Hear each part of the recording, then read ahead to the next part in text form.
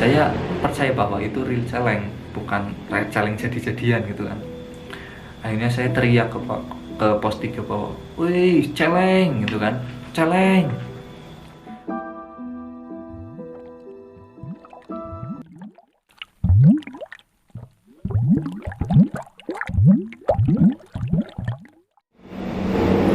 Assalamualaikum warahmatullahi wabarakatuh. Welcome back di channel saya, channel Yubi Rahman tentunya. Pada kesempatan kali ini saya akan berbagi cerita tentang pengalaman horor saya ketika mendaki gunung. Dari beberapa pengalaman horor saya ketika mendaki gunung, saya akan menceritakan pengalaman ketika mendaki Gunung Sindoro, yaitu tepatnya di Wonosobo, Temanggung, via Kledung. Pada tahun 2015, kalau enggak 2016, saya agak lupa. Saya dan ketiga teman saya yang bernama Budi, Sipong, dan Japar melakukan planning untuk mendaki ke Gunung Sindoro via Kledung. Nah, pada waktu itu planning kita itu tektok. Jadi kita berangkat dari base camp, muncak, terus pulang gitu. Nggak mendirikan tenda, kita nggak membawa tenda gitu. Jadi planning kita itu tektok, naik turun langsung gitu. Tidak harus satu malam mau ke camp nginep gitu, enggak. Pokoknya gila sih, pokoknya dulu itu asal berani, asal nekat, itu aja. Nah kemudian pada waktu itu sehabis pulang sekolah hari Jumat kalau nggak salah, kita sudah siap peralatan, kita technical meeting di rumahnya Mas Budi.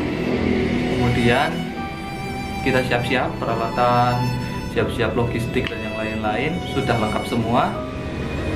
Waktu itu kita menggunakan sepeda motor, saya dengan Mas Budi dan Japar dengan Sipong. Kami berangkat sebelum maghrib, kalau masih sudah maghrib. Kita itu berangkat dari Purwokerto menuju ke Wonosobo, Temanggung. Nah dalam perjalanan dari Purwokerto ke Wonosobo itu tiba-tiba Mas Japar sakit, pusing.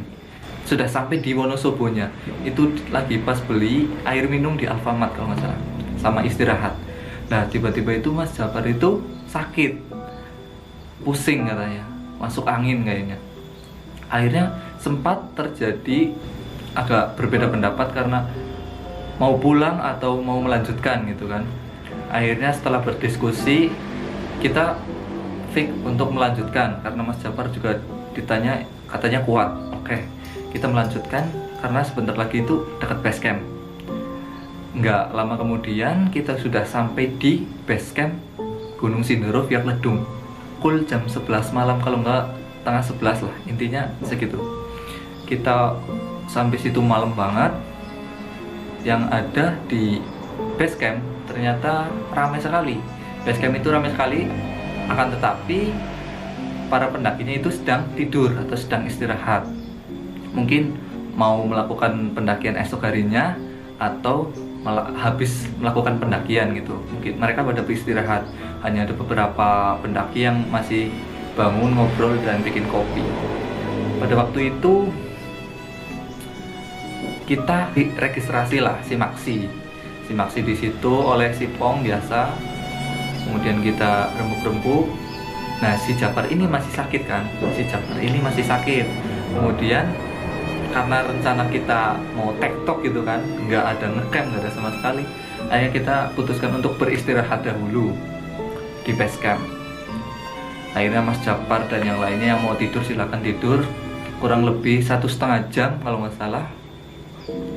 Pokoknya sekitar jam setengah 1 kalau nggak jam 12 itu kita melakukan pendakian. Gila sih. Di Gunung Sindoro itu kan ada ojek. Lah malam-malam itu tukang ojeknya kita bangunin.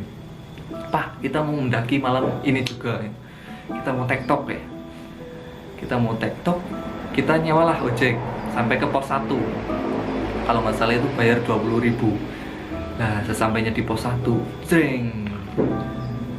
Bukan hutan sih, pohon-pohon itu, pohon pinus, kalau nggak pohon cemara itu jejer kayak lorong.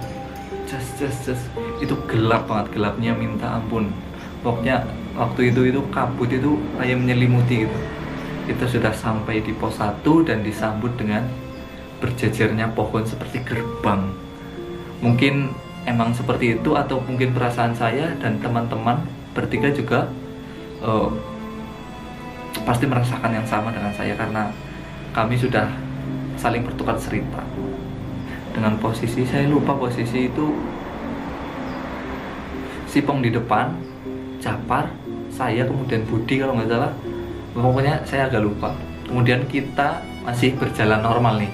Jam 1 malam itu, di pos 1 itu sekitar jam 1 malam. Kita melakukan pendakian. Hanya berempat, tidak ada pendaki lain jam segitu. Karena kita emang niatnya TikTok. Setelah kita melakukan perjalanan sedikit demi sedikit, kemudian senter Mas Budi itu baterainya mulai habis kayaknya. Akhirnya param. Pada waktu itu Mas Budi itu kejeblos pinggir jurang karena mungkin ngantuk atau capek atau gimana, karena setelah melakukan perjalanan Purwokerto ke Temanggung Wonosobo yang ya agak menguras waktu lah. Akhirnya Mas Budi itu kaki yang kanan itu kejeblos. Untung pegangan sama saya, untung ditolongin sama teman-teman juga. Akhirnya nggak jadilah, kita pelan-pelan jas. Nah, Mas Budi sama Mas Japar ini kerasa pusing lagi. Akhirnya kita dibagi menjadi 2 tim. Saya dengan Sipong, Mas Budi dengan Japar. Karena Japar pusingnya kambuh lagi, akhirnya minum obat dulu. Kemudian dia menetap di pos 2 dengan Budi menunggu padang. Kemudian kita putusin lah, saya dengan Mas Sipong itu mutusin untuk terus lanjut ke trekking atas. Sebenarnya itu jangan dicontoh teman-teman, karena itu sangat berbahaya. Tapi karena dulu kebandelan kami, dan alhamdulillah nggak terjadi yang nggak diinginkan, kami terus melanjutkan perjalanan berdua. Kita jalan terus sampai pos 2 nanjak. Udah mulai sepi banget, pokoknya sepi banget, hanya ada angin sepoi mengelai nafas. Akhirnya kita sampai di pos 3. Saya dan Mas Sipong masih aman-aman saja, nggak ada kejadian janggal apapun, nggak ada kejadian janggal. Sampai pos 3 itu jam 4:30 kalau nggak salah, 4:30 kalau nggak jam 4. Itu waktu subuh. Kita bertemu dengan Pak Kuat dan Pak siapa lagi yang satunya, saya lupa. Pak Kuat. Nah, yang di situ beliau itu jasa penitipan barang sama menjual air, karena beliau itu katanya juru kunci kalau nggak salah, juru kunci di situ. Dan akhirnya kita nimbrung lah, bikin kopi, bikin mie sambil sama cerita-cerita sama Pak Kuat ini, sama temennya yang satu. Kemudian selang di beberapa cerita, kita diceritai banyak oleh Pak Kuat, mulai dari pendaki yang tadi kesurupan, melihat macan, melihat pocong. Nah itu kami memberitahu Pak Kuat, lah teman saya di pos 2 Pak, di pos 2 itu berdua nggak pakai tenda. Wah semoga nggak ada apa-apa ya. Ya semoga saja nggak ada apa-apa. Kami mulai ketawa-ketawa sama si Pong itu, ketawa-ketawa agak waduh gimana ya gitu kan. Tapi untungnya udah pagi kan, jadi nggak terlalu khawatir. Semoga saja mereka baik-baik aja kan. Kemudian setelah mendengarkan cerita Pak Kuat itu, ternyata ada pendaki dari Jakarta. Itu berapa rombongan kalau nggak salah 9 kalau nggak 5. Itu dari Jakarta, cewek sama cowok. Itu di pos pertengahan 1 sama pos 2 itu, di balik pohon itu, salah seorang pendaki temannya melihat macan lewat dan ada pocongnya di situ. Merindingnya, saya merinding beneran. Itu pengalaman yang mungkin tidak bisa dilupakan oleh teman-teman yang melihatnya ya. Kemudian Pak Kuat bertanya lagi, di pos pertengahan pos 1 sama pos 2 enggak lihat apa-apa? Alhamdulillah enggak, karena tadi teman-teman pendaki dari Jakarta itu jam 9 kalau nggak jam 10 itu melihat itu tadi gitu kan. Wah sontak kaget dong, waduh ternyata horor juga ini Gunung Sindoro. Akhirnya pagi ini belum ada apa-apa. Kemudian Pak Kuat cerita juga, di sini juga ada celengnya Mas. Celeng itu babi hutan, itu gede banget, seperti anak sapi itu, anak kebo gedenya. warnanya hitam coklat, ada 2, tapi yang satu itu udah ditembak sama pemburu. Dulu ada pemburu naik, kemudian babi yang satu kena, tapi yang satu itu nggak terima, jadi sering nyerudukin tenda para pendaki. Bilangnya Pak Kuat seperti itu. Oh, kita ya saja. Kemudian udah hampir pagi, udah terang, cuaca juga bagus. Saya dan Sipong akhirnya memutuskan melanjutkan perjalanan untuk summit attack. Kita nggak tidur, dan alhasil kita ketika mendaki ketika dari pos 3 ke puncak itu summit attack, saya kelelahan. Saya tidur sebentar di jalur pendakian karena udah saking capeknya, saya akhirnya kelelahan. Kemudian bangun lagi, mendaki lagi. Itu dalam perjalanan ke puncak itu sampai jam berapa ya, setengah 11 kalau nggak salah, kalau nggak jam 10 itu belerang udah mulai turun. Belerang saya udah hampir mau ke puncak, udah di lerengnya, udah mau tinggal ke puncak, tapi belerangnya itu turun asapnya.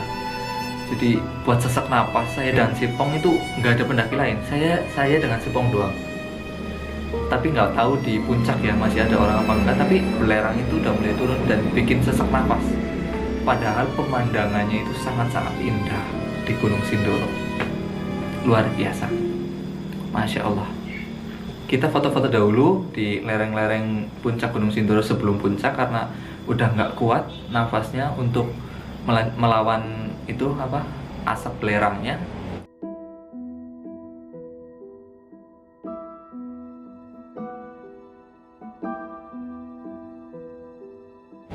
Kita foto-foto lah di lereng, udah terasa sesak banget di dada. Akhirnya kita turun berdua. Si Sipong ini lama banget, akhirnya saya duluan, udah mendekati hampir pos 3. Kemudian saya terhenti, langkah saya terhenti, dan apa yang saya lihat, ternyata itu babi yang diceritakan Pak Kuat tadi pagi. Itu saya lihat bunyinya itu huk huk huk.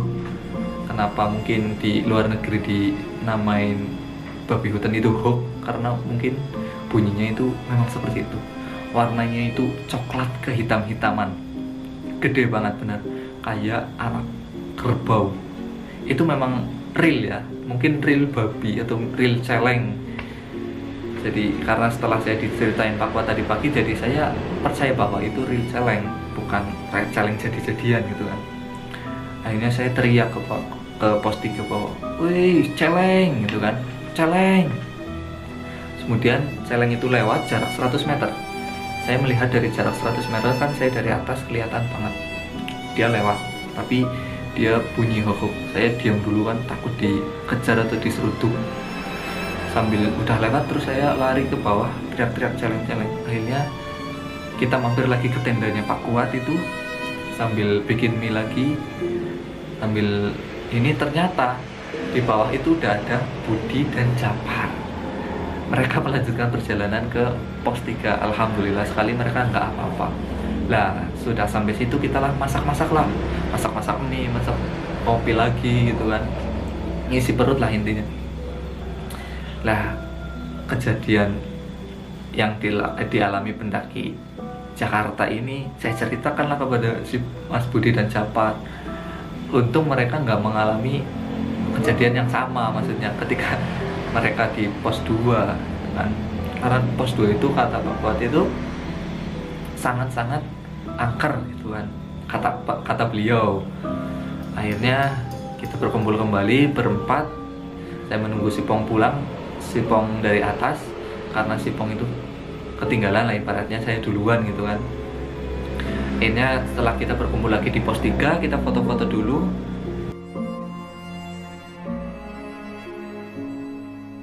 Udah menjelang siang, jam 1 kalau nggak jam setengah 2, pokoknya sore lah. Akhirnya kita turun, kita berempat itu turun, pamitan dengan Pak Kuat yang selaku juru kuncinya kalau nggak salah. Akhirnya kita turun, pokoknya sampai pos 1. Singkat cerita, kita sampai di pos 1, belum ada kejadian janggal sekalipun. Lah, ini sudah masuk ke pos 1. Ini tinggal pulangnya doang loh ya. Setelah kita sudah sampai pos 1, apa yang terjadi? Ternyata benar, bukan halusinasi.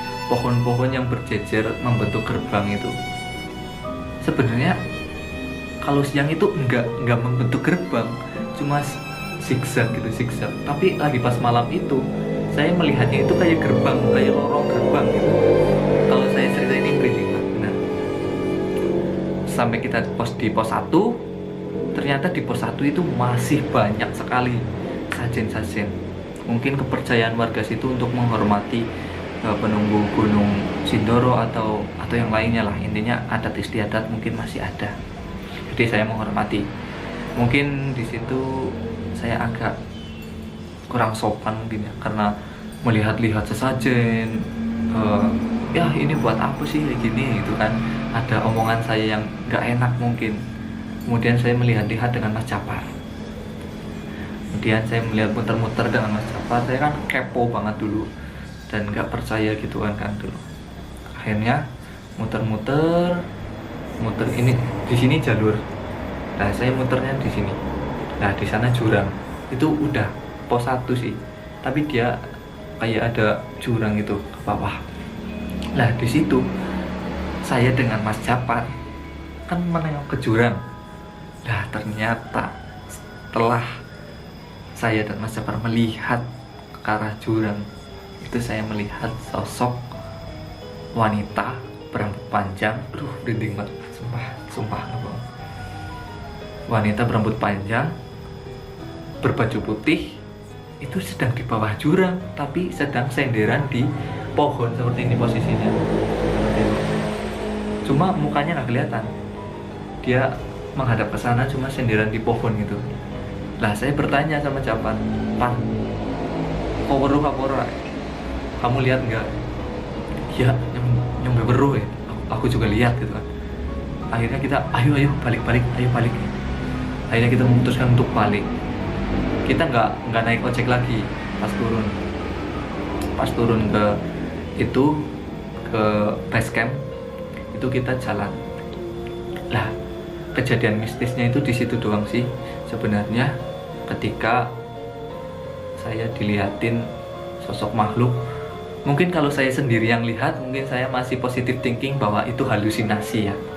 Tetapi teman saya juga melihatnya, jadi saya sulit sekali untuk bahwa saya itu halu gitu kan. Saya sulit banget untuk melawan ketidak masuk akalan gitu kan. Ada perempuan di bawah jurang berbaju putih gitu kan. Dan setiap saya menceritakan ini, kadang sosok itu sering hadir. Mungkin beberapa teman saya yang sudah pernah saya ceritakan pasti paham lah dengan apa yang saya ceritakan kan. Karena saya sudah berbagi cerita ini dengan beberapa teman saya, dan merindingnya itu gak hilang-hilang beneran. Dan itu kejadian horor saya di Gunung Sindoro. Buat teman-teman yang punya cerita horor atau mau kita collab bareng bercerita tentang horor, mari komen di bawah atau langsung kirim ke email saya, nggak apa-apa. Dan itu kejadian yang nggak pernah saya lupain, dan ketika saya cerita itu pasti badan saya itu selalu merinding gitu kan. Mungkin cukup sekian, cukup menjadi pengalaman dari hidup saya dan teman-teman yang lain. Sekian dari saya. Terima kasih sudah menonton di channel saya, dan mampir. Jangan lupa like, comment, and subscribe jika kalian suka dengan video ini. Terima kasih. Bye-bye. Selamat. Sampai jumpa.